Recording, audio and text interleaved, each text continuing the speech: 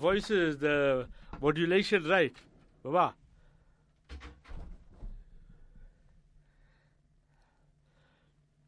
Hello, can I talk? Can I send it? Oh. Can I go?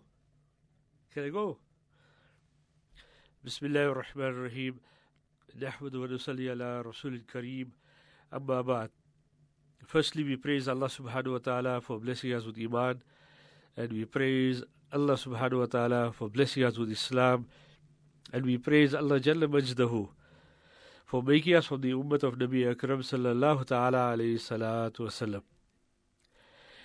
We are, alhamdulillah, by the fazl and karam of Allah subhanahu wa ta'ala, on part 7 in our series Wisdom of Actions. And in this part 7, we have been discussing about the shi'ar, the symbols of Allah, the signs of Allah. And in this part, I would like to discuss about the 4 important shi'ar of Allah subhanahu wa ta'ala. And remember, these are, broadly speaking, as stated by Hazrat Shah Waliullah Delvi Rahmatullah alayh. The 4 shi'ar of Allah subhanahu wa ta'ala, that means the sign, the symbol, the chief characteristics pertaining to Islam, that when a person looks at this, he knows that these are the signs. And concerning the signs and the symbols, I have at length spoken about it. So, alhamdulillah, Shah Waliullah Delvi Rahmatullah alayhi Hujjatullah al-Baligha states that basically there are 4 major shi'ar, symbols and signs and characteristics of Allah subhanahu wa ta'ala. That is the Quraan Kareem, the Kaaba, Nabi sallallahu alayhi wasallam, and Salah. Now the Quraan Kareem, as elucidated in the commentary of Hujjatullah al-Baligha by Allama Sayyid Palampuri, Damat Barakatuhu, in Rahmatullah al-Wasiya, that concerning Quraan Kareem, the following points need to be noted.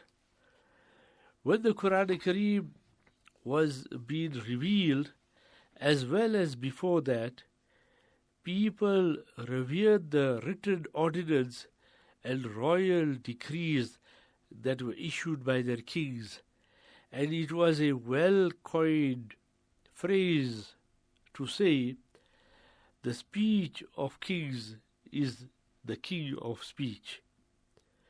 Whether written or spoken, the words of kings and prominent people were always held in high esteem by the people.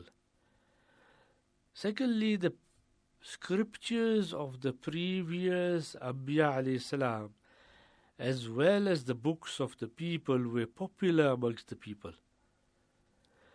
To follow anyone, it was always considered necessary to revere and read the books he wrote, because this was seen as the means for the ideologies and the teachings of the person to prevail through time. Therefore, when Nabi Akram sallallahu alaihi wasallam came to the world, it was also necessary for his ummah to receive a book from Allah Ta'ala, which they were required to honor so that they could read and act upon its injunctions in order to attain closeness and nearness to Allah Ta'ala. This shi'ar of Allah came into being in just such a form. When the condition of people requires something, the mercy of Allah descends to provide for them exactly what they require. Now, how do we revere Quraan Kareem? As it is stated in the verse 204 of Surah Araf, it is necessary to listen attentively to the Quran when it is recited and to remain silent This will attract the mercy of Allah. Secondly, it is necessary to act immediately upon the commands issued in the Quraan, such as prostrating whenever the verses of Sajda Tilawat are recited. To glorify Allah, recite tasbih when verses instructing it are recited, such as the last verse of Surah Haqqa, and to recite takbir when verses instructing it was recited, such as the last verse of Surah Bani Israel. Thirdly, it is necessary to be in a state of wuzu when touching the Qur'an as ordained in verse 79 of Surah Waqiyah. Now, let us examine what we have just stated. That Allah subhanahu wa ta'ala revealed Qur'an Kareem. And prior to that, we must remember that there were 124,000 Anbiya alayhi salam. And out of this 124,000 Anbiya alayhi salam, 313 were Rasul. Rasul and a Nabi, there are differences. A Rasul is one who will get a kitab and is one who will get a new Sharia, and a Nabi does not get a new Sharia, and nor does he get a new kitab. A Nabi will generally follow the Sharia of the previous Rasul that has gone by. Anbiya alayhi salam, 124,000. This is plus minus the same figure Ibn Hajar Asqalani, Rahmatullah alayhi, etc. state of Sahaba Ikram, radiyallahu ta'ala anhum ajma'in, during the Hajjatul Wida, the farewell pilgrimage of Nabi Akram sallallahu ta'ala alayhi salatu wasalam. And also 313 is a significant figure because we find that the number of Rasul 313, the number which participated in the Battle of Badr, the number of Sahaba who participated in the Battle of Badr, that is 313 also. And when it is stated in the books of Ahadith, when you see the major signs of Qiyamah, you can go to my website alislam.co.za and read about Mahdi. And also you can see here on our website about 6 hours concerning Mahdi and 9 hours concerning the system of Dajjal. Here, between Hajar Aswad and the Maqam Ibrahim, when there'll be a sound from the heavens stating that that is the Khalifatullah al-Ard, that is the Khalifa of Allah subhanahu wa ta'ala on earth, and take allegiance back to him, then 313 righteous, pious, saintly people will take the allegiance onto Hazrat Mahdi radiyallahu ta'ala anhu. Why we say in this case radiyallahu ta'ala anhu for Mahdi is because it is written by Maulana Yusuf Ludhianvi rahmatullah alayh that he read in one of the letters of Sheikh Mujaddid Al-Fisani rahmatullah alayh that Sheikh Mujaddid Al-Fisani, he stated that because Hazrat Mahdi radiyallahu ta'ala anhu will be experiencing the companionship of Hazrat Isa alayhi salam, and Hazrat Isa alayhi salam is a Nabi of Allah, a Rasul of Allah. Therefore, due to the companionship of Hazrat Isa alayhi salam, he will get the dua radiyallahu ta'ala anhu. However, so we can see there is great significance in this 313, and you'll find that those who are engaged in treating others by way of recitation and recitation of the names of Allah subhanahu wa ta'ala, there are many who state, for example, if you read Hasbunallah wa ni'mal wakil, ni'mal mawla wa ni'mal nasir 313 times, then Allah subhanahu wa ta'ala will grant you freedom from depression and anxiety.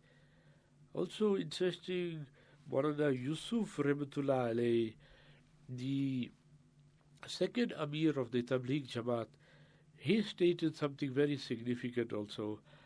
He said, if I am given just 313 companions who've got the quality of Badri Sahabis, I will be able to create a revolution on the surface of the earth.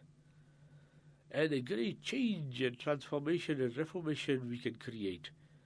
How and why? Because these 313, they were focused upon the Akhirat, and they did not rely on the causes, but they relied on the causer of the causes. And they knew fully well and had fully yaqeen in Allah subhanahu wa ta'ala, in His unseen help, and their iman was extremely strong and powerful. However, Qur'an Kareem, it was revealed to Nabi Akram sallallahu alayhi wasallam, and I have mentioned that besides Qur'an Kareem, 313 Rasul, they got Sahifas. Sahifas meaning small kitabs. The four major kitabs we know of. Last and final kitab, living testimony, a living proof of Nabi Akram sallallahu alaihi wasallam being the Nabi of Allah, is Qur'an Kareem. Then we have got the Injil, the Torah, and the Zabur. The Zabur to Hazrat Dawood alayhi salam, the Torah to Hazrat Musa alayhi salam, and the Injil to Hazrat Isa alayhi salam. And we know that the previous Anbiya alayhi salam, they were Hafizes of their kitabs. But speciality of the Ummah of Nabi Akram sallallahu alayhi wasallam, that the Ummah of Nabi Akram sallallahu alayhi wasallam are also able to memorize the Qur'an Kareem. And we know that the Qur'an Kareem has got 6,666 ayats. It has got 114 surahs, 30 paras. It has got over 80,000 words. And certain scholars have looked at the Qur'an Kareem and state that 2,000 words are root in nature, meaning basic in nature, which means that these 2,000 words are such in nature that their derivatives, meaning if you study syntax, sarf and nahu, and you look at the nouns and the adjectives and the adverbs and the pronouns and the proverbs, and if you look at the verbs, everything, you'll find 2,000 basic in nature. And from these 2,000 have been developed the other words which are used in Qur'an Kareem. So basically, technically speaking, if you read, understand, study in detail 2,000 words, you'll be able to have a fairly good idea what the Imam is reading. Also, further down, another scholar states that out of these 2,000 Arabic words, there are 500 utilized in the Urdu language. Remember that the Urdu language is, technically speaking, not a original language, but it has been derived from all the languages around it. Basically Arabic, Sanskrit and Persian, giving us the Urdu language.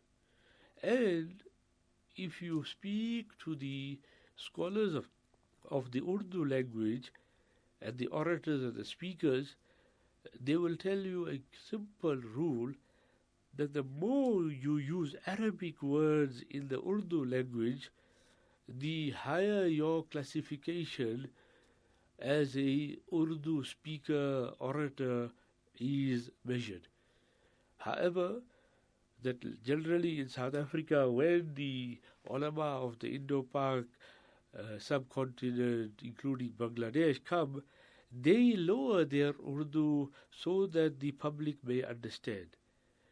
But honestly, if you go to the Darulooms there, and if you go to the institutes of learning, and if you go and stay in those areas, you will come across good orators speaking Urdu, but using mostly Arabic words, because they know that the more Arabic words utilized will enhance the level, degree and status of their speech or writing.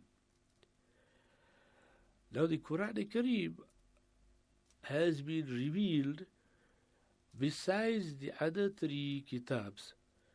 They are sahifas to the other Rasuls, to Hazrat Ibrahim alayhi salam, etc., which we call small kitabs. Qur'an Kareem has come to abrogate all other kitabs, because all other kitabs are not available in its original form. They have been lost through the passage of time. That is why there is too much of interpolation has taken place in that. And subtraction, addition, deletion, and unfortunately today, concerning the other scriptures, you cannot say that they are in original in form or text. Most have been translated, retranslated, rephrased, reorganized, and those who are perpetrators of falsehood have intentionally, willfully, voluntarily changed it. And notwithstanding the changes, still you will find that books have been written, for example, Muhammad sallallahu alaihi wasallam in world scriptures, where scholars have now looked at the world scriptures and proven from there that Nabi Akram sallallahu alaihi wasallam has been foretold in the world scriptures. We have got one book on the website, The Coming of the Kali Avatar, which was written by a Dr. Mubarak from Durban, and it is translated, it is on our website, where passages from the Ramayana and the Bhagavad Gita and the Upanishads have been given to prove the coming of Nabi Akram sallallahu alaihi wasallam. And there is another book called Naved Javed on our website, where a scholar has written extensively commenting on the verse 18:18 of Deuteronomy, where it is stated that a Nabi will come like unto me. And we are saying Musa alayhi salam is talking about Nabi Akram sallallahu alayhi wasallam, and that is a very scholarly book which we have translated, which has got 30 similarities between Hazrat Musa alayhi salam and Nabi Akram sallallahu alayhi wasallam, and has got over 20 differences between Musa alayhi salam and Hazrat Isa alayhi salam. Because the Christians say, no, that verse refers to the coming of Isa alayhi salam. And we say, no, like unto me means Musa alayhi salam is talking of beloved Nabi Akram sallallahu alayhi wasallam, and 30 proofs have been brought to substantiate that. So the Qur'an Kareem, which we are moving towards, why we have to respect it? Because it is the last kitab, final kitab, last constitution for mankind. And it is the kitab to be loved, honored, and most important, to be practiced upon. Generally, we state that it came down to Nabi Akram sallallahu alayhi wasallam in 23 years.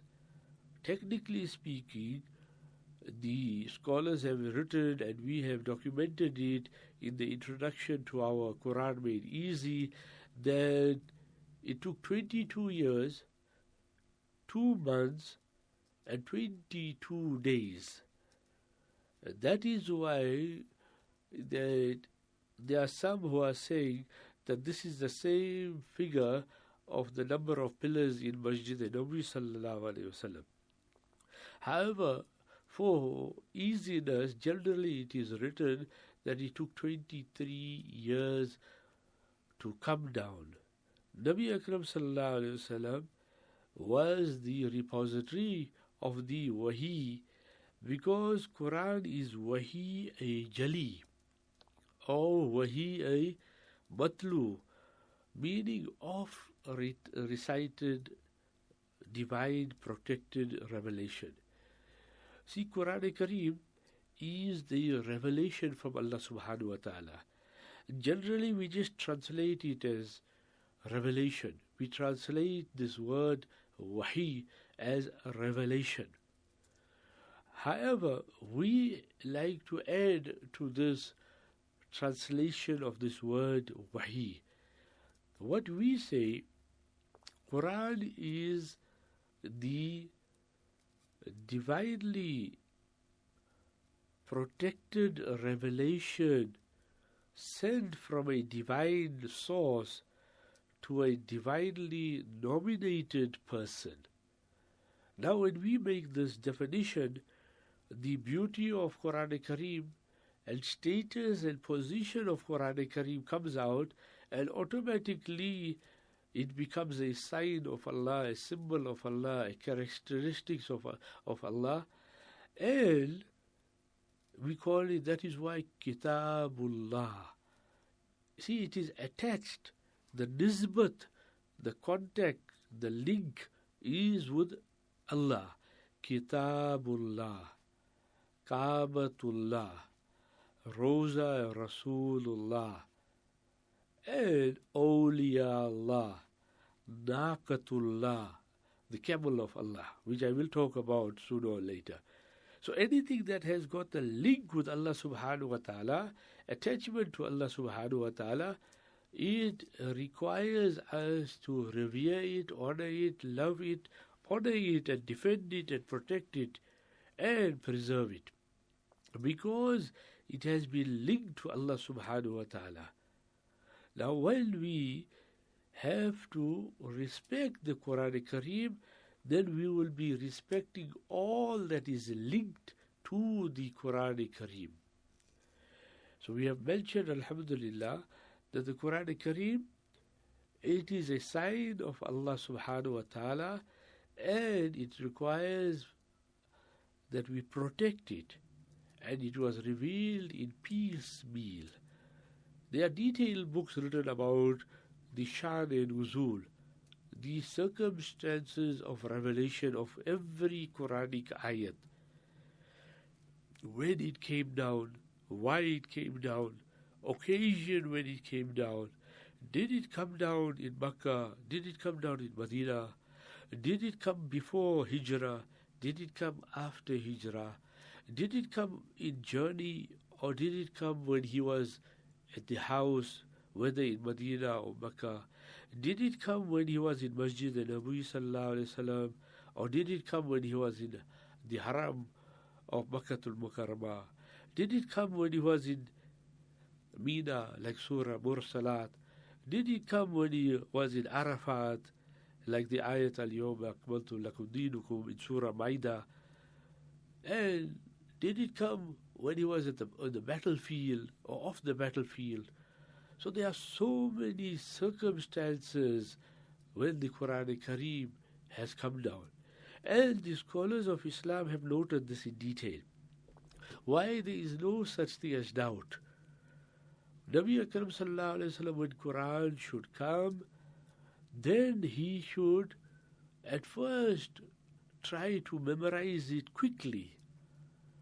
When Allah Subhanahu wa Ta'ala then revealed to him that we are the protectors of the Quran Kareem, then Nabi Akram Sallallahu Alaihi Wasallam was instructed to read the Quran Kareem with tartil, meaning slowly, calmly, and easily. Now, the responsibility for the preservation and protection of Quran Kareem was taken upon Allah Jalla Majdahu, He Himself. So Nabi Akram Sallallahu Alaihi Wasallam, the system was very simple.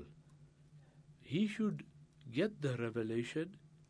Immediately getting the revelation, if the scribes were present, he should read it to them. Sahaba were present, he should read it to them. If they were not, then he should call for the scribes. Scribes, those who wrote down the revelation when Nabi Akram Sallallahu Alaihi Wasallam read it. According to Imam Suyuti Rahmatullah Alayhi, he writes in Itqan that there were over 30 scribes.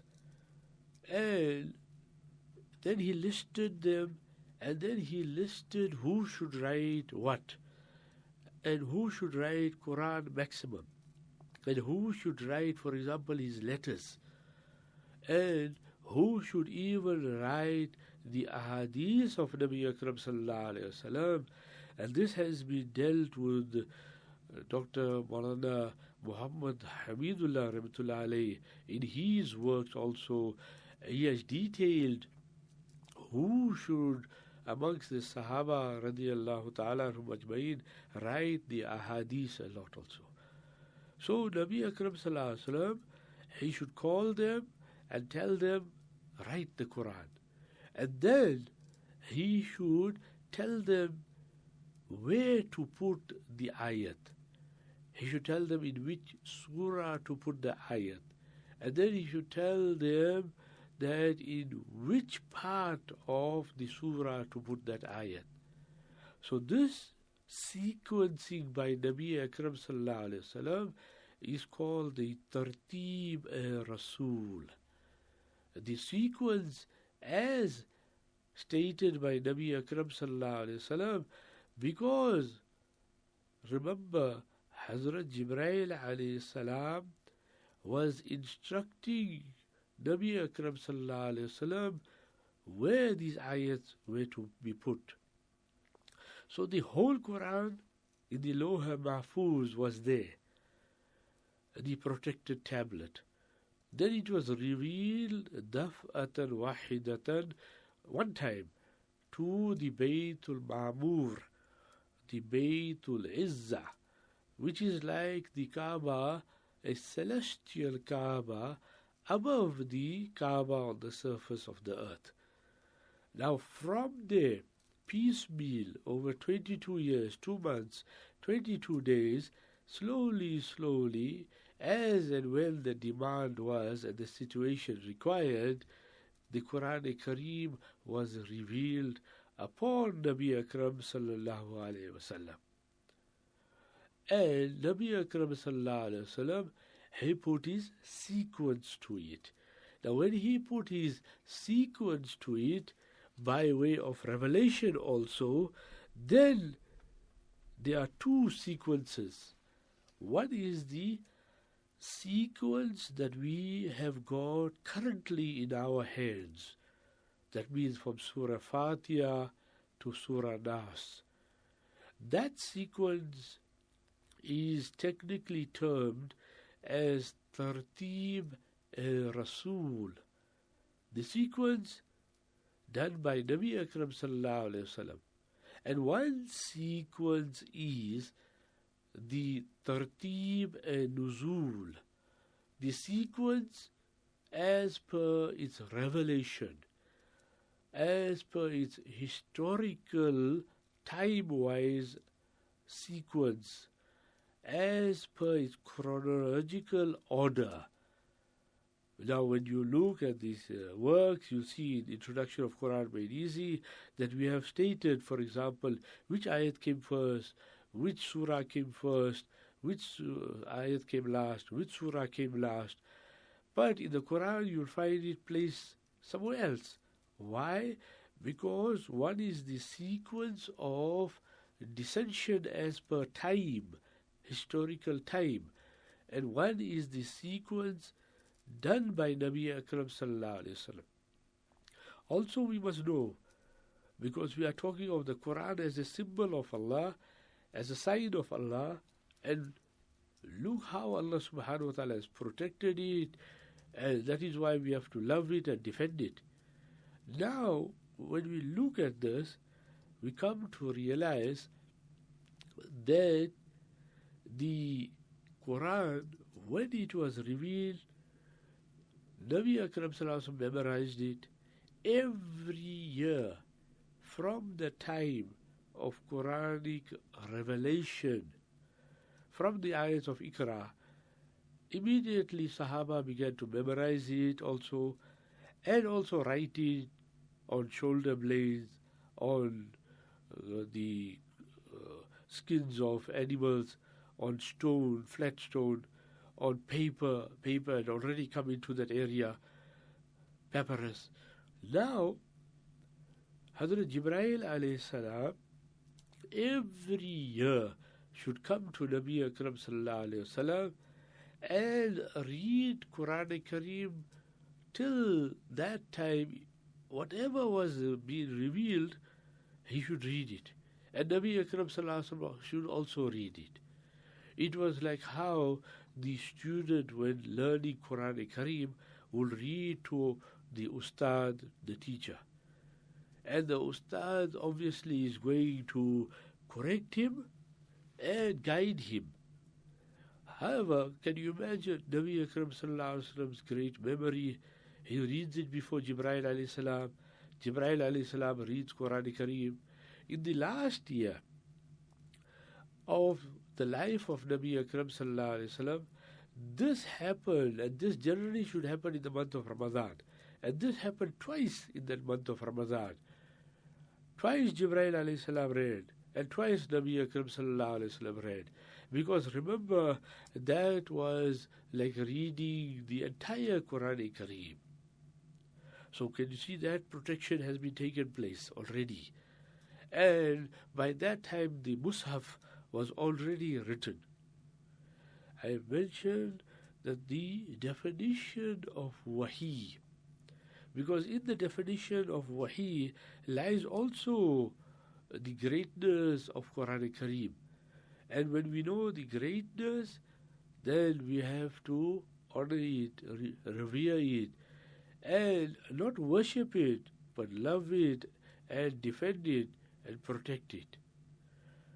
So when we say it is a divine inspiration and revelation to a divinely nominated person from a divine source, when we look at the definition carefully, divine source, Allah Jalla Majdahu, who is, subhanallah, free from any faults and defects that we have just discussed in the other series, and it is sent to a divinely nominated person.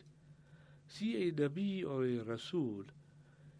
Now, Qur'an Kareem has been sent to Rasulullah sallallahu alaihi wasallam, and a Nabi and a Rasul does not achieve that position of Nabuwat or Risalat. A Nabi is born a Nabi, a Rasul is born a Rasul. So a Nabi or a Rasul are chosen by Allah Jalla Majdahu. And a person cannot, via spiritual endeavor and exercise and sincerity, etc., ascertain or obtain or get the position of Nabuwat or Risalat. The Nabi, once a Nabi, always a Nabi, once a Rasul, always a Rasul. There is no such thing as hiring and firing of Nabis. There is no such thing of disposition or removal of a Nabi from his Nabuwat or a Rasul from his Risalat. So that is why we are saying it is to a nominated person, a appointed person, a chosen person. And in this case with Qur'an Kareem, none other than Nabi Akram sallallahu alayhi wasallam, and it is a divinely protected revelation. When we look how Qur'an Kareem came from the protected Loha Mahfuz tablet right up to the Baytul Izzah, Baytul Ma'mur, all along surrounded by Malaika.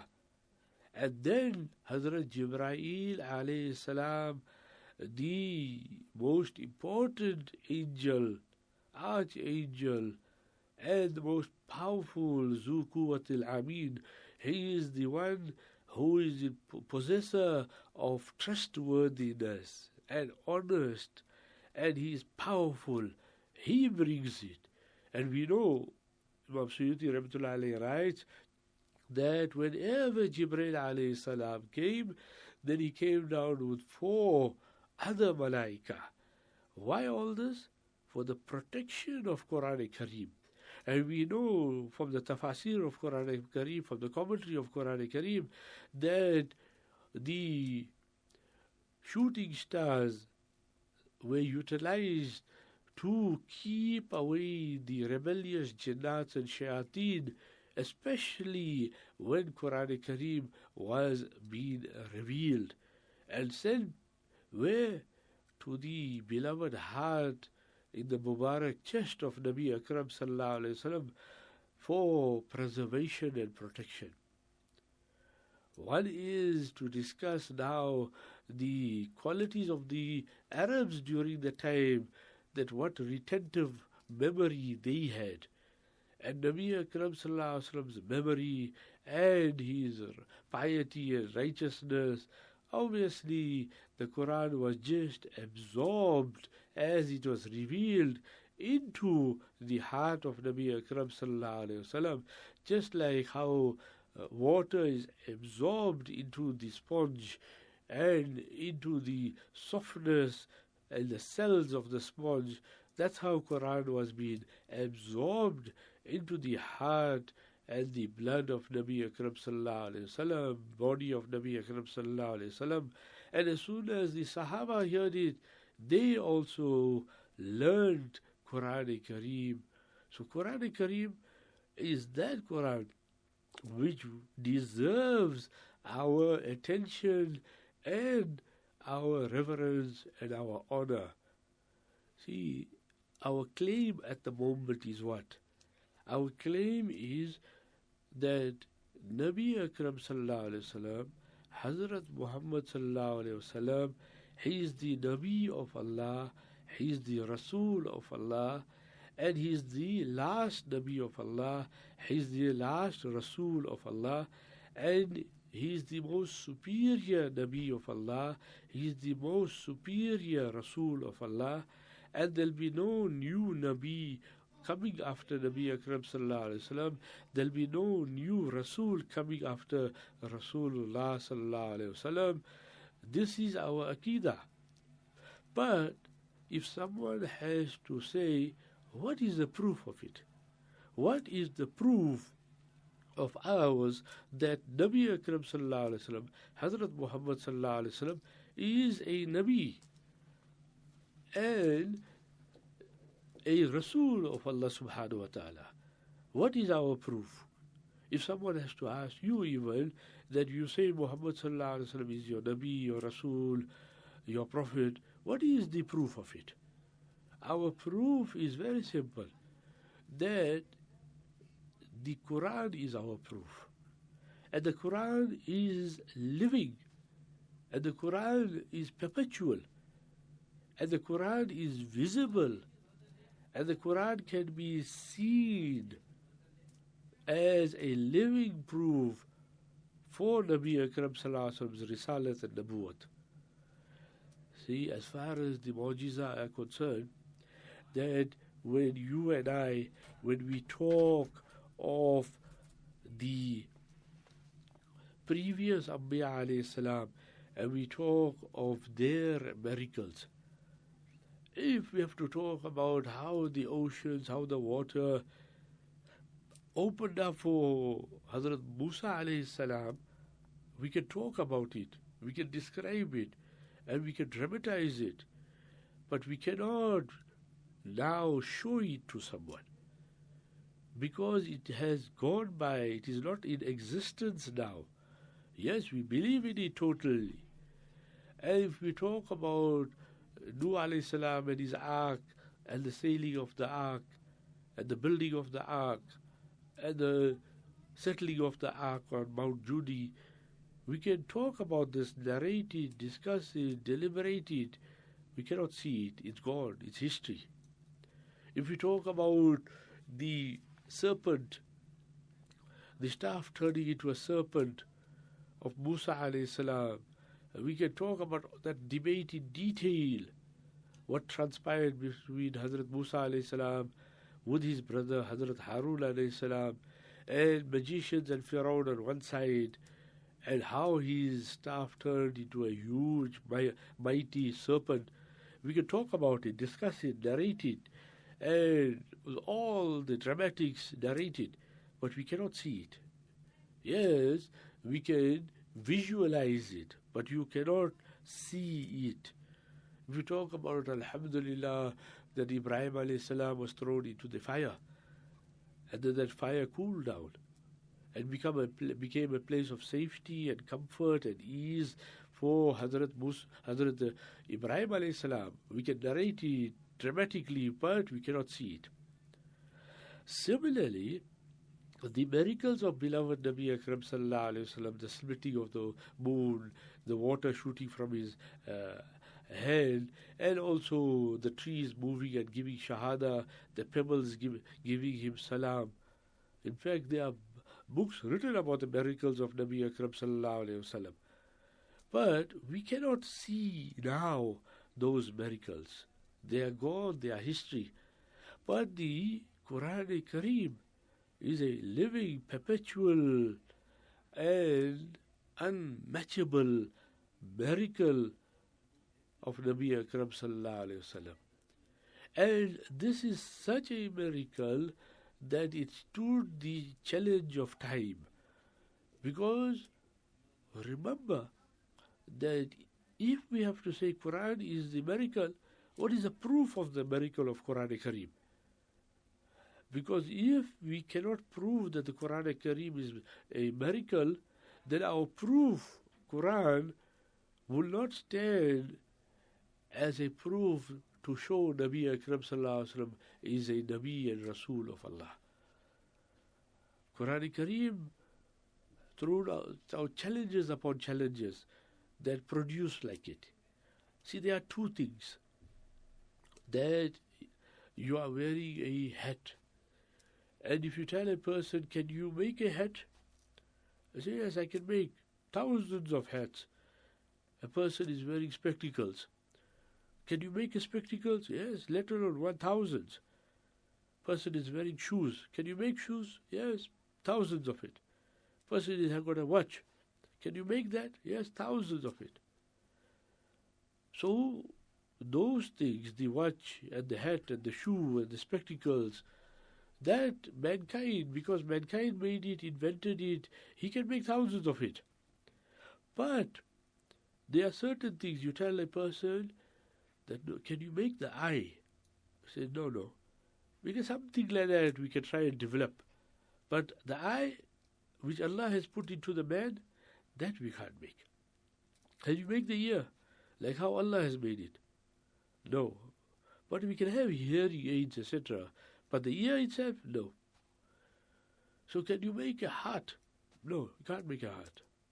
But yes, we can put certain things like pacemakers to help the heart, etc.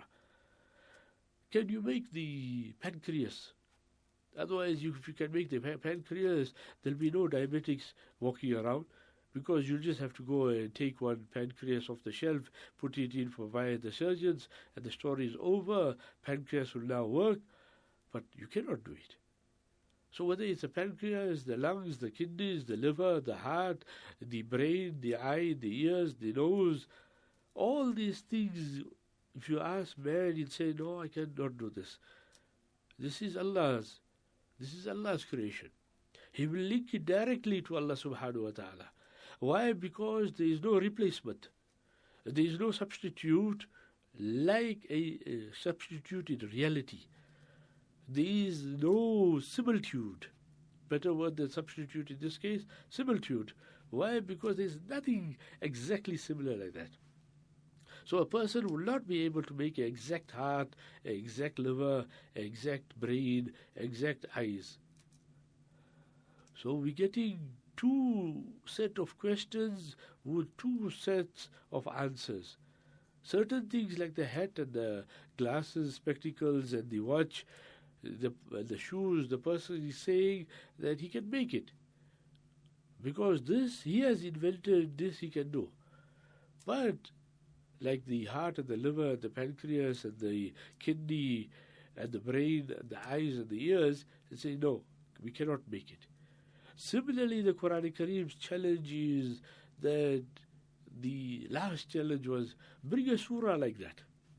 Bring a surah like the Qur'an Kareem, and this was not addressed to people like us. Like us, meaning the current mankind, that we are not so expert in the Arabic language. It was expressed to those people who boasted that they are Arabs and the rest are Ajami. That means the rest are not literate. And it was addressed to the poets of the time, the masters of relating stories and parables, and the masters of genealogy. It was sent to them who read poetry to boast and compete, and the best poets were hung up on the Kaaba. Saba Mu'allika, the book has developed from that. Now, so those experts who were the masters and were eloquent and prolific in writing and eloquent in their speech concerning the Arabic language, they could not match it. They could not come near it. And they failed utterly with it. Historically, it is narrated, but I have not seen a reference to it, that they even tried. However, that when the task is too big, you will not even try. And this happens in most cases. That, for example, if a person tells me, for example, climb Mount Kilimanjaro, I say, see, I cannot do it. I won't even attempt, or won't even try. So, when the Quran was revealed to these people, they knew the grammar, the syntax, the balaghat, the classical nature of it, the lughat, the vocabulary, the sentence construction. They knew how the beauty of the Quran as far as rhythm and tone, and how the words were interlaced and placed exactly, perfectly where it's supposed to be placed. So when they looked at all that carefully, they did not even attempt to try to do the Quran Kareem or make any surah of it. And the surah, Allah subhanahu wa ta'ala, you and I know that إِنَّا أَعْطَيْنَاكَ الْكَوْثَرَ فَصَلِّ لِرَبِّكَ وَانْحَرْ إِنَّ شَانِئَكَ هُوَ الْأَبْتَرُ.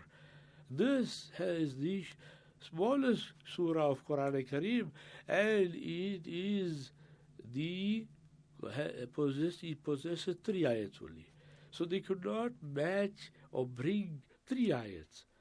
So when they could not match the Qur'an Kareem, when they could not even bring 3 ayats, so it proves Qur'an Kareem is divine, and it is divine from a divine source, and it also proves simultaneously, concurrently, that Qur'an is to a divinely nominated person, Hazrat Muhammad sallallahu alaihi wasallam, and so that is why it is a symbol to be honored by us, to be respected by us, to be loved by us.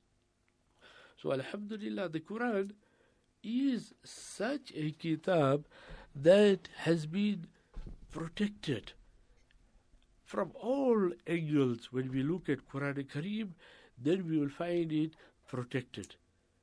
And it is honored. Why? Because it has been sent by the King of Kings. And when it is sent by the King of Kings, we should honor it. In those days, when there were important proclamations to be made, and there were important announcements to be made, then it was read out, and it was called out, and it was the speech of the kings is the king of speech. Because obviously, when it came from noble personalities, and when it came from higher ranking personalities, and when it came from those people of position, so it increased automatically the value of it, and the status of it, and the position of it. Now when the Quran Kareem is in our hands, that is why we should revere it and love it, because it has come and it is Kalamullah. It is the speech of Allah. Allah subhanahu wa ta'ala is talking to us. He's talking to mankind. He's talking to the various strata of mankind. He's talking to the various levels of mankind. The Muslims, the non-Muslims, the kafirs, the mushriks, the munafiqs. Allah Jalla Majdahu, He is talking to all mankind, and He's addressing all of mankind. It is the final message. It is the final code of life. And it is the final constitution for us that we cannot turn our backs on it. And if we turn our backs on it, we are going to be the losers, we are going to be the rejectors and the deniers, and we are going to be destined to hell. So naturally speaking, that we have to heed this point, that it is from Allah subhanahu wa ta'ala, it is revealed, it is protected, it is the speech of Allah, our creator, our nourisher. And that is why when it is linked to Allah subhanahu wa ta'ala, automatically our love for it has to naturally increase, and automatically we should be loving it.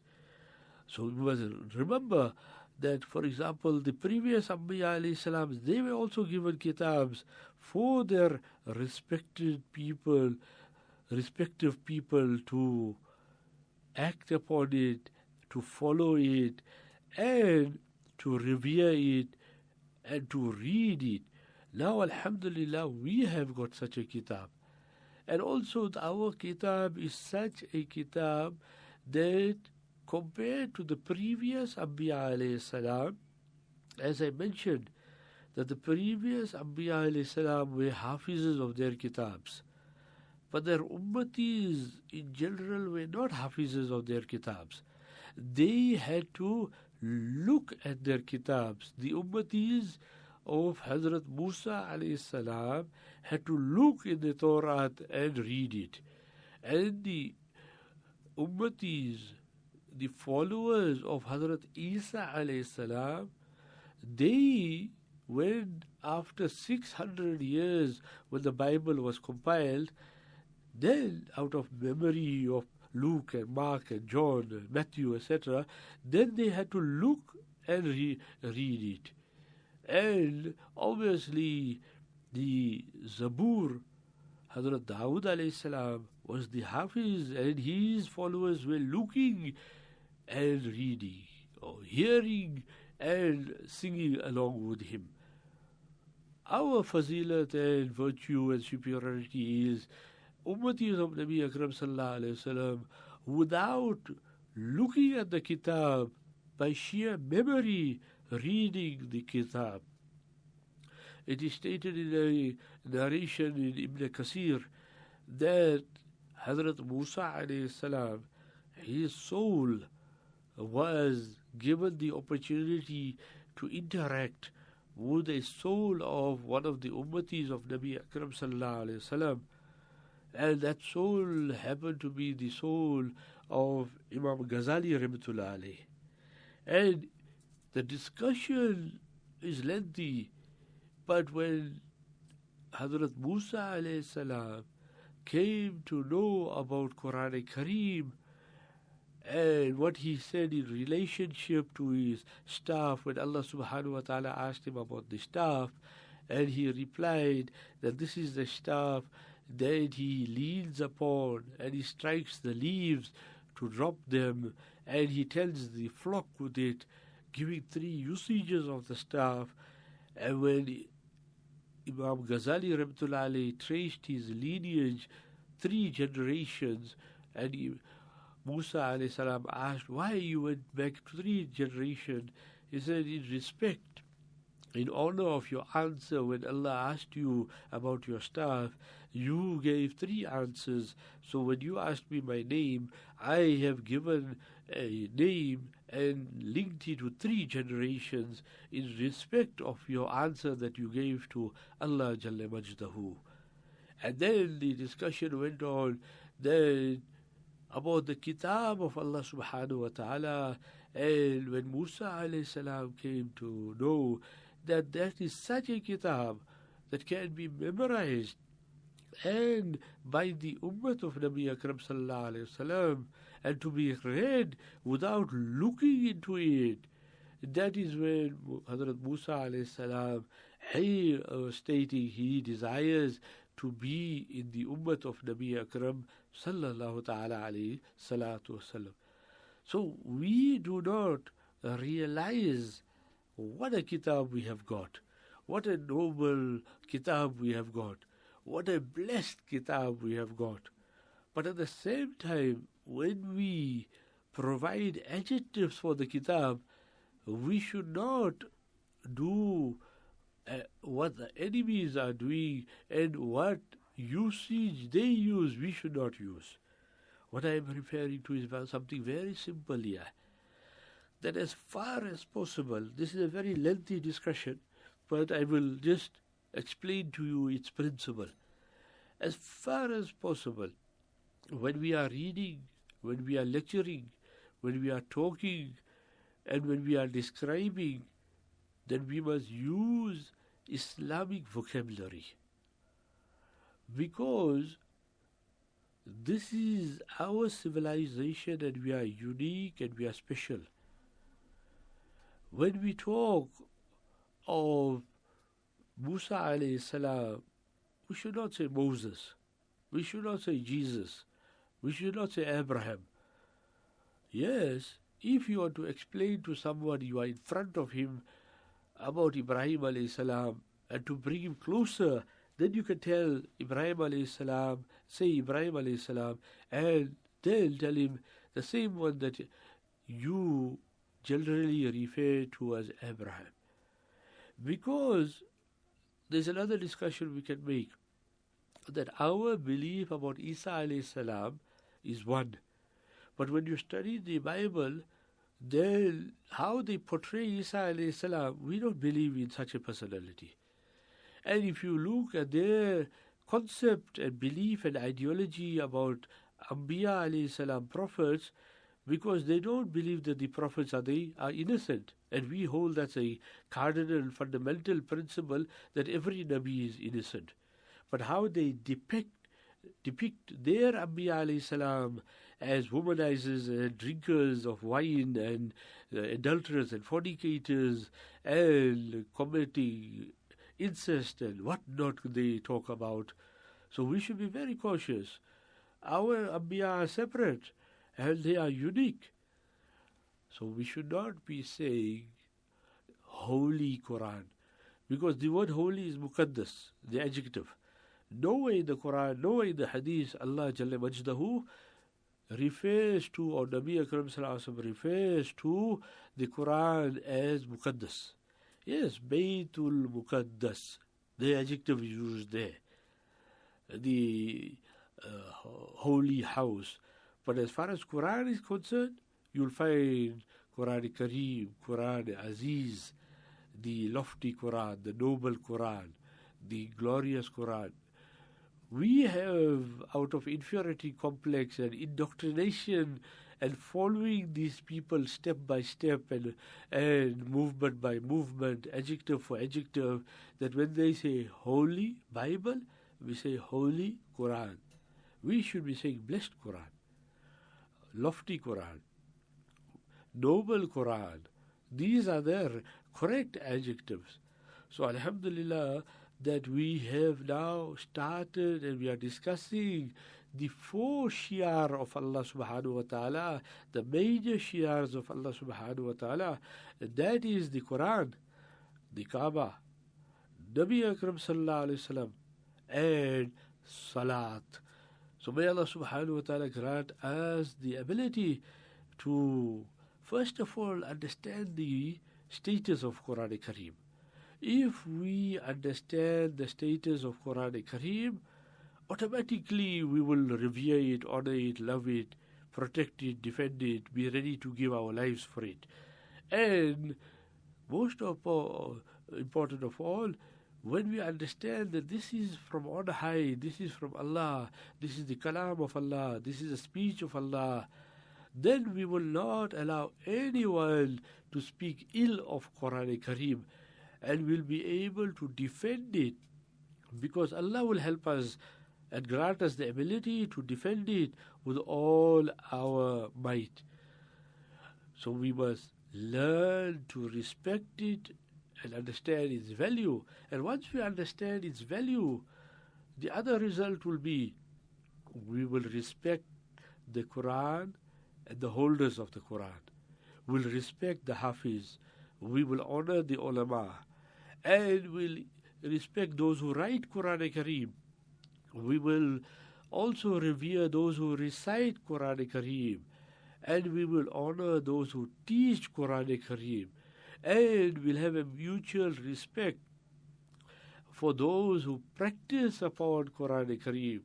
From this point, in part 8, I will continue how Quran is protected and to highlight one of the shi'ar, signs of Allah, symbols of Allah, is Quran Kareem, as stated by Shah Waliullah Delvi Rahmatullah Alayhi in his Hujjatullah al-Baligha, and expounded by our Hazratul Ustad Allama Mufti Sayyid Palampuri, current Sheikhul Hadith of Darul Deoband, in his Rahmatullah al-Wasiyah. Wa akhiru da'wana alhamdulillahi rabbil alameen.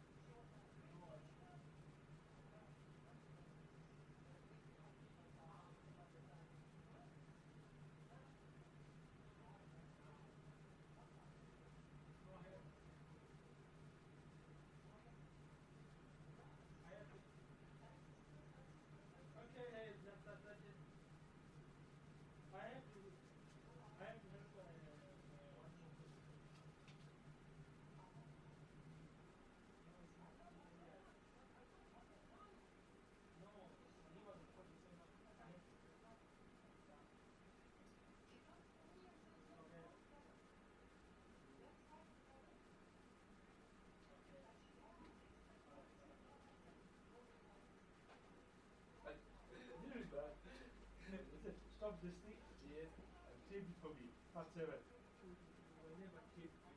because I'm just a new, I'm a new engineer.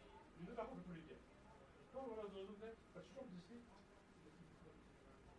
For some, for some, for some, for some.